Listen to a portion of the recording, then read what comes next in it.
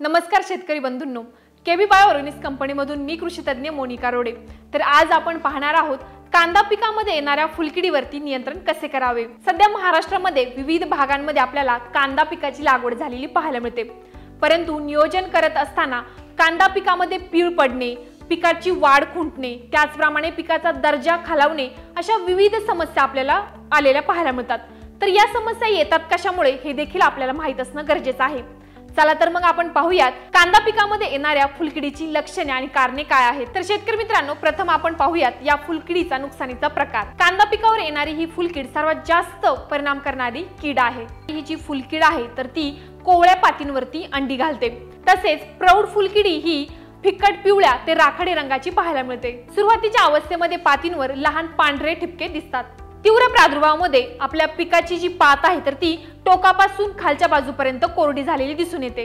ही फुलकीड कांदापातीच्या आतमध्ये कांदापातीला फोल्ड करून सोबतच बुंद्यामध्ये राहून स्वतःचा उदरनिर्वाह करते। आणि जर या फुलकिडींची संख्या जास्त प्रमाणामध्ये असेल तर पातीच्या वरच्या बाजूला देखील आपल्याला ही फुलकीड दिसून येते। फुलकिडीच्या या उदरनिर्वाहामुळे पातीवरती देखील डाग आपल्याला दिसून येतात। यामुळे कांदापातीचा दर्जा देखील खालावतो। जास्त प्रमाणामध्ये वाढलेल्या या डागांमुळे प्रकाशसंश्लेषण क्रिया देखील मंदावते। यामुळे उत्पादन वाढीवरती देखील परिणाम झालेला दिसून येतो। तर शेतकरी मित्रांनो, आता आपण पाहूयात याच फुलकिडीवरती नियंत्रण कसे मिळवावे। सर्वात महत्त्वाचं म्हणजे शेतकरी मित्रांनो, कांदा पिकाची लागवड करत असताना जे आपण शेत निवडतो तर ते तृणधान्य शेतांच्या जवळ असू नये। लागवडीसाठी आपण जी जमीन निवडलेली आहे तर त्याची खोल नांगरणी होणं गरजेचं आहे। सोबतच जी आपण निवडलेली जमीन आहे तर ती पूर्णपणे काडी कचरा विरहित असावी। कांदा पिकासाठी जे आपण पाणी नियोजन करतो, पाटपाणी पद्धतीने देखील आपण या फुलकिडीवरती नियंत्रण मिळवू शकतो।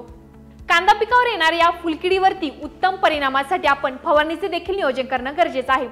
फवारणीचे नियोजन करत असताना केबी बायो ऑर्गॅनिक्सचे थ्रिप्सरेज 2 मिली आणि 3000 ppm ची ऑर्गॅनिम 1 मिली प्रति लिटर पाण्यामध्ये मिसळून आपण फवारणीचे देखील नियोजन करू शकतो, जेणेकरून या कांदा पिकावर येणाऱ्या फुलकिडीवरती पूर्णपणे नियंत्रण मिळण्यास मदत होते आणि पुढे जाऊन उत्पादनामध्ये देखील वाढ होण्यास मदत होते। तर शेतकरी मित्रांनो, सांगितल्याप्रमाणे जर आपण नियोजन ठेवत असाल तर नक्कीच आपल्याला यामध्ये फुलकिडीवरती नियंत्रण मिळून उत्पादन वाढीस मदत होते।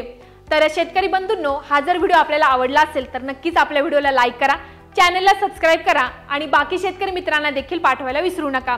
केबी बायो ऑर्गॅनिक्सची सर्व उत्पादने आपण खाली दिलेल्या नंबरवरती ऑर्डर करू शकता। सोबतच घरबसल्या देखील आपण फ्लिपकार्ट आणि अमेझॉन वरतून ऑर्डर करू शकता। धन्यवाद।